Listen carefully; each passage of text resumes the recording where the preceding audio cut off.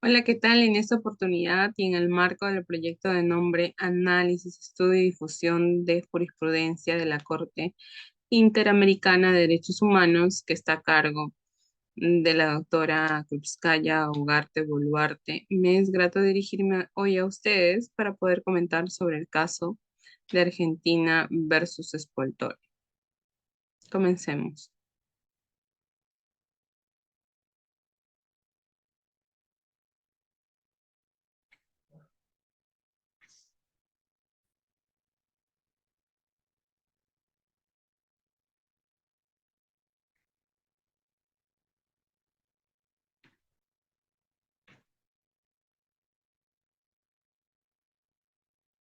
La presentación del caso es versus el señor Spoltore versus Argentina. Victoria Spoltore y su familia son las víctimas. El estado demandado es Argentina. La competencia del estado. El estado de Argentina es- aceptó la competencia contenciosa de la Corte el 5 de septiembre de 1984. Por lo tanto, la Corte es competente para conocer este caso. La competencia, además de la Corte Internacional de Derechos Humanos, también indica que solo los estados parte y la Comisión tienen derecho a someter un caso a la decisión de la Corte.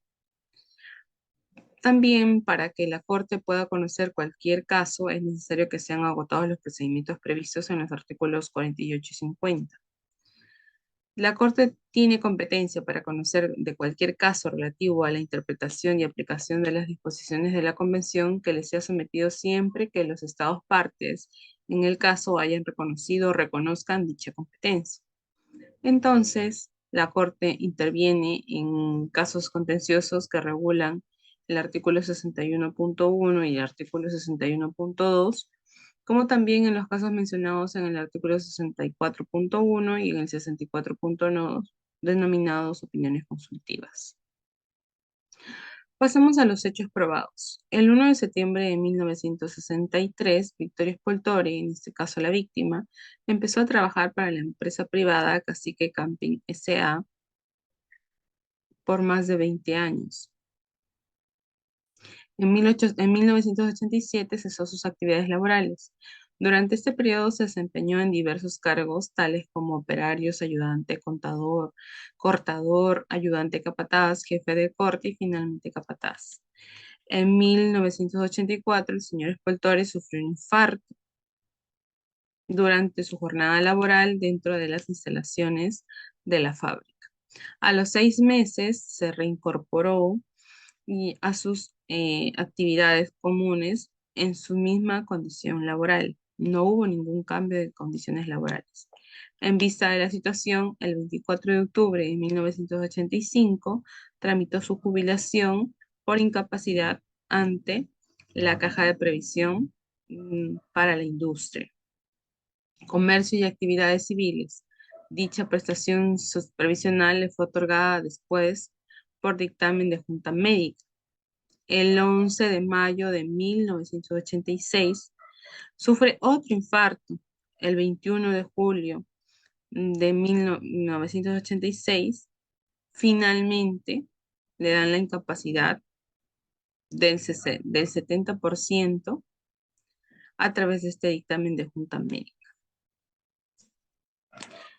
El 30 de junio de 1988, el señor Victorio Spoltore presentó una demanda por indemnización emergente de enfermedad profesional contra la empresa Cacique S.A.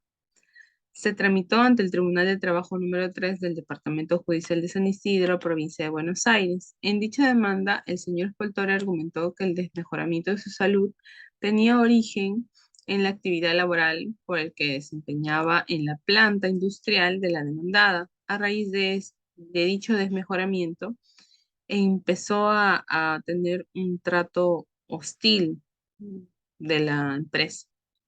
El 26 de agosto de 1988, la empresa, la demandada, opuso excepciones de litipendencia y prescripción, contestó a la demanda y solicitó la citación de garantía de las compañías de seguros India S.A., de Seguros Generales S.A.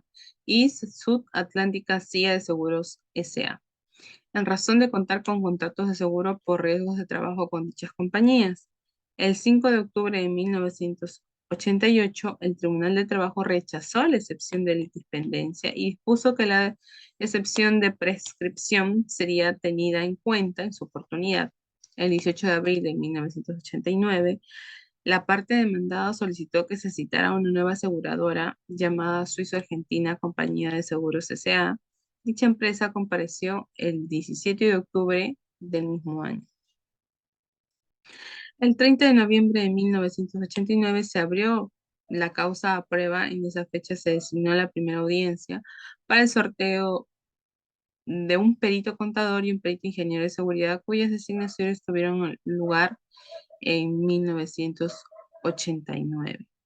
El 20 de febrero de 1990 ingresaron los autos a la oficina pericial a fin de designar un perito médico laboralista. En 1990 el perito contador solicitó una ampliación de 25 días para realizar su pericia, presentándola finalmente el 17 de mayo de 1990. El 22 de abril de 1991 se citó al señor Escoltore a la oficina pericial para un examen médico. El 8 de mayo de 1991 se realizó el peritaje y el día 13 de mayo de 1991 se presentaron los informes médicos de peritos médicos laboralistas psiquiátricos. El 31 de mayo de ese mismo año se impugnó la pericia médica realizada al señor Escultore. El día 5 de 1991, el 5 de julio, contestó por parte de los peritos la impugnación y se realizó una nueva citación a la oficina pericial a la presunta víctima. El 7 de julio de 1991 se realizó la revisión médica del señor Escultore y con fecha 20 de julio del mismo año se recibió en el Tribunal de Trabajo el informe pericial correspondiente. El 23 de agosto de 1991 los médicos periciales respondieron a una impugnación. El informe nuevo ingresó al Tribunal del Trabajo el 1 de septiembre de 1992, es decir, al año siguiente. El 30 de marzo del 93, después de un año también, se ordenó por solicitud del señor Escoltore el pase de autos a la oficina médico-pericial. Un año después, el 7 de agosto de 1993, el Tribunal de Trabajo señaló que deberían remitirse los sobrados a la oficina pericial de San Isidro. Los días 5 al 12 de mayo se hicieron nuevas citaciones a la oficina pericial, en esta ocasión para realizar la pericia psicológica. El 21 de junio de 1993 se realizó el informe psicológico. El 25 de julio se agregó el dictamen de la pericia psicológica y se dispuso el traslado del informe con fecha 30 de julio del 1993. El 10 de mayo del 95 se realizó la primera audiencia de vista de la causa. El 21 de mayo del 96 se realizó la segunda audiencia de vista de la causa. El 21 de agosto del mismo año fue la tercera. Se realizó una cuarta y también se realizó una quinta.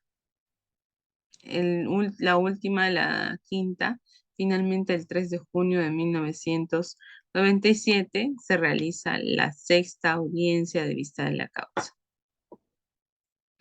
El 3 de junio de 1997 el Tribunal del Trabajo dio el veredicto y el 30 del mismo mes y año dictó sentencia rechazando la demanda interpuesta por don Victorio Poltore.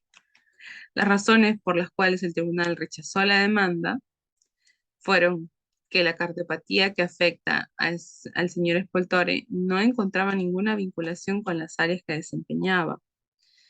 No se probó en el proceso que la realización de sus tareas, el señor Espoltore se hubiera sometido a presiones de índole física o psíquica o que tuviera un ambiente extremadamente ruidoso o de actividad extraordinaria.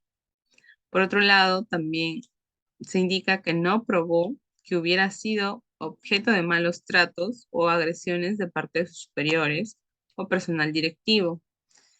También se indica que no se acreditó la peligrosidad o vicio de la labor que desempeñaba. Además, que las denuncias policiales no resultan idóneas para acreditar el hostigamiento laboral del señor Spoltore. Finalmente, que no se aprecia la dificultad, dedicación o exigencia de serialidad en la labor del señor Spoltore. El 4 de julio del 97 se hicieron las cédulas de notificación de la sentencia, notificándose al peticionario el 19 de agosto del 97. El 2 de septiembre de ese mismo año, el señor Spoltore interpuso contra la sentencia recursos extraordinarios de implicabilidad de ley y de nulidad.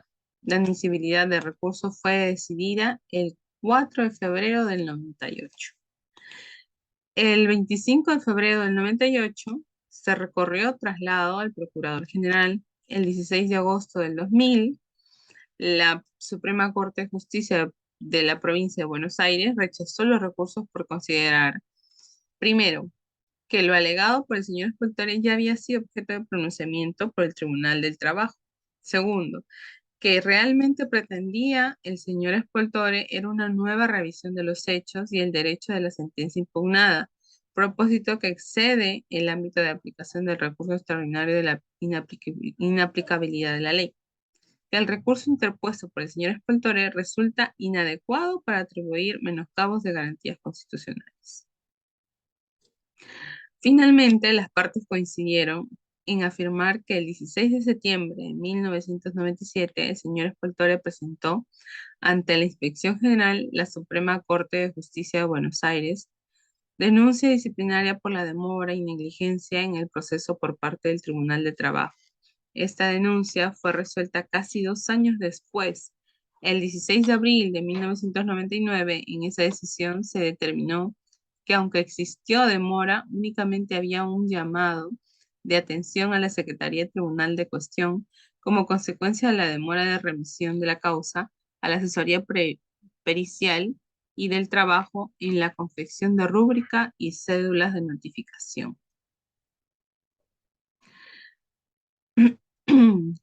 Recordemos que el 8 de mayo del 87, a los 50 años, el señor Spoltore dejó de trabajar en la empresa por una incapacidad del 70%.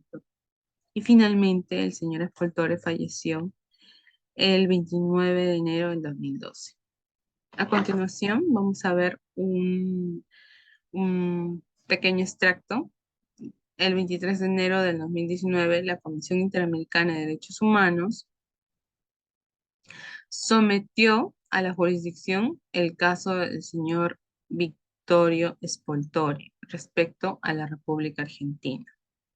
Este pequeño extracto es para podernos adentrar dentro del caso ya en la Comisión Interamericana de Derechos Humanos, ya en un nivel supranacional. La comisión señaló que el caso se relaciona con la demora y denegación de la justicia de Victoria Spoltore en el contexto de un proceso laboral derivado de la demanda por indemnización emergente o una enfermedad profesional contra la empresa privada donde trabajaba.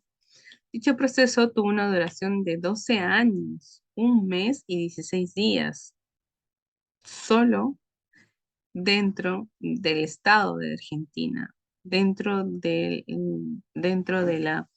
la jurisdicción de Argentina. La comisión concluyó que el plazo que tardó el reclamo judicial de indemnización interpuesto por el señor Spoltore en el ámbito laboral no fue debidamente justificado, no fue debidamente argumentado por el Estado porque fue excesivo y violatorio de la garantía del peso razonable. Asimismo, indicó que debido al anterior, dicho proceso no constituyó un recurso efectivo para el señor Spoltore. La comisión concluyó que el Estado argentino es responsable por la violación de derechos establecidos en el artículo 8.1 y el artículo 25.1 de la Convención Americana de Derechos Humanos, en relación con las obligaciones establecidas en el artículo 1.1 del mismo. ¿Cómo fue el trámite ante la comisión? El trámite ante la comisión fue primero la petición que fue el 11 de septiembre del 2000 por el señor Spoltore. Luego, el informe de admisibilidad, el 25 de junio del 2008, la comisión aprobó el informe de admisibilidad que concluyó en la petición era admisible. El 5 de julio del 2017, la comisión aprobó el informe de fondo número 7417, en el cual llegó una serie de conclusiones y formuló varias recomendaciones al Estado. La notificación al Estado fue el 23 de agosto del 2017, otorgándole un plazo de 2 meses para informar sobre el cumplimiento de las recomendaciones. Cabe recalcar que el Estado solicitó 7 prórrogas y la Comisión solo otorgó 6 de estas. La Comisión consideró que si bien existía algún avance en relación al cumplimiento de sus obligaciones internacionales respecto del plazo razonable de los procesos laborales con la reforma de la justicia laboral en noviembre de 2018, Argentina no había dado un cumplimiento efectivo en relación con el aspecto indemnizatorio de las recomendaciones. La comisión decidió no otorgar la última solicitud de prórroga respecto a estos argumentos. El 23 de enero del 2019, la comisión sometió el presente caso a la Corte debido a la necesidad de obtención de la justicia y reparación. Lamentablemente y con preocupación, el tribunal nota que la petición ante la comisión y el sometimiento del caso ante la Corte han transcurrido ya 18 años. Y por eso, en base a todos esos, a todo lo expuesto, la Comisión Interamericana solicitó al tribunal que se concluyera y declarara la responsabilidad internacional del Estado por las violaciones contenidas en el informe de fondo y se ordenara al Estado como medidas de reparación aquellas incluidas en el informe. Aquí vamos a ver un pequeño cuadro de cronología del trámite, recordando que la petición inicial fue enviada por el señor Spoltore muchas veces de manera manual, teniendo en cuenta que él no tenía una educación superior, él tenía primaria trunca, no sabía bien leer ni escribir, pero las peticiones iniciales las hizo manualmente, unas dictadas por su hija en máquina de escribir y otras a mano, ¿no? A mano, él las enviaba a mano. Y es una pena describir o comentar sobre este caso, porque pues la víctima falleció sin poder ver los resultados. Luego del informe de admisibilidad se dio el 25 de junio del 2008, el informe de fondo en julio del 2017, se notificó al Estado en agosto del 2017, las observaciones a la excepción preliminar en septiembre del 2019, los escritos de contestación del Estado, julio del 2019, y en abril del 2019 los escritos de solicitudes, argumentos y pruebas. En enero del 2019 el sometimiento de la Corte. Luego, en febrero del 2019 la audiencia pública, el reconocimiento parcial de responsabilidad internacional en febrero del 2020. Finalmente, los alegatos y observaciones finales se dan en marzo del 2020 y la deliberación del caso se da de manera virtual el 8 y el 9 de junio del 2020, finalmente. Los derechos vulnerados de la Corte y lo que considera o lo que canalizó la Corte fue que el derecho a las condiciones equitativas y satisfactorias que aseguren la salud del trabajador en relación al acceso a la justicia, el derecho a recurrir al fallo, fueron los principales, el principal fondo que la comisión indicó al tribunal en los que se basaba para poder emitir o para poder considerarse competentes y sobre todo para poder emitir un fallo. Dentro de los derechos vulnerados están el artículo 1.1, donde indican pues que los estados partes de esta convención se comprometen a respetar los derechos y libertades reconocidos en ellas y a garantizar su libre y pleno ejercicio a toda persona que esté sujeta a su jurisdicción sin discriminación por algún motivo de raza, color, sexo, idioma, religión, opiniones políticas o de cualquier otra índole, origen nacional o social, posición económica, nacimiento o cualquier otra condición social. También consideró el tribunal que se violó las garantías judiciales, ya que en el artículo 8.1 toda persona tiene derecho a ser oída con las debidas garantías y dentro de un plazo razonable. Sobre todo recordemos esto, ¿no? Dentro del plazo razonable por un juez o tribunal competente, independiente o imparcial establecido con anterioridad por la ley en la sustentación de cualquier acusación penal formulada contra ella y para determinación de sus derechos y obligaciones de orden civil o laboral.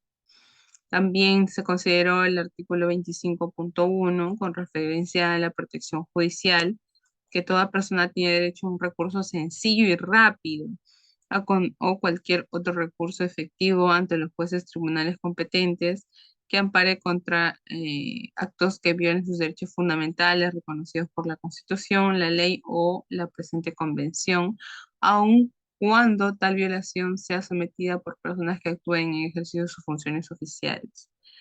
El de los derechos económicos, sociales y culturales dentro del artículo 26, como es el desarrollo progresivo. Dentro de las reparaciones que se dio, pues se dieron las reparaciones, mm, principalmente reparar integralmente las violaciones de los derechos humanos declaradas en el presente informe contra el señor Victorio Spoltore, tanto en el aspecto material como el aspecto inmaterial, incluyendo una justa compensación.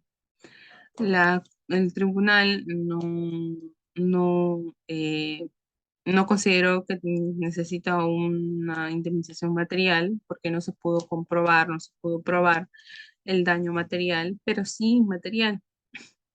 La reparación como satisfacción es la publicación de la sentencia, las garantías de no repetición, identificar las medidas adicionales a las que ya se han implementado para lograr corregir y subsanar las insuficiencias identificadas dentro de los operadores judiciales con respecto a los procesos laborales y una indemnización compensatoria de $30,000.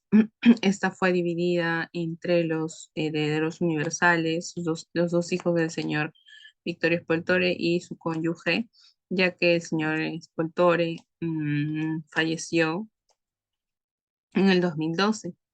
Las costas y los gastos, en un principio se solicitó $15,000, pero en la corte o el tribunal vio efectivo que sean $10,000 y además un fondo de asistencia legal para víctimas con respecto a $4,341 que se debió haber abonado.